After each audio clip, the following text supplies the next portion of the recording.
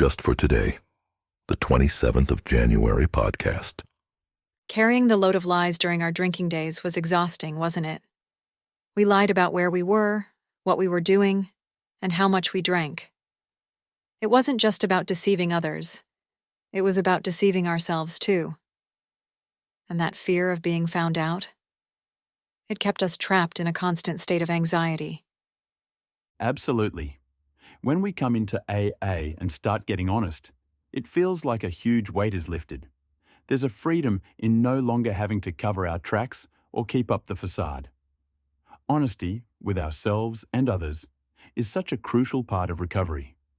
It allows us to start living fully again. Exactly. The meditation for today connects so beautifully to this idea.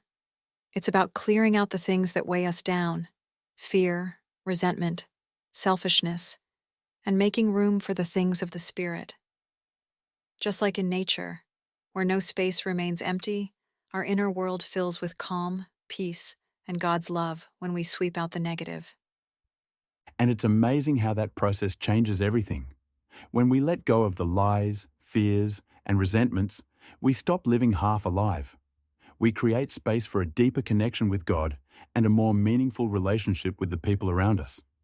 That calm after the storm becomes the foundation for serenity. It's so true. Honesty and spiritual growth go hand in hand.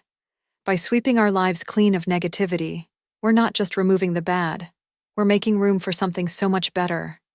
God's peace and love can flow in, bringing clarity and purpose. And that clarity helps us see how much better life is without the weight of dishonesty. It's not just about sobriety. It's about living a life of integrity, free from the shadows of our past. Let's close with the prayer. I pray that I may rid myself of all fears and resentments, so that peace and serenity may take their place. I pray that I may sweep my life clean of evil, so that good may come in.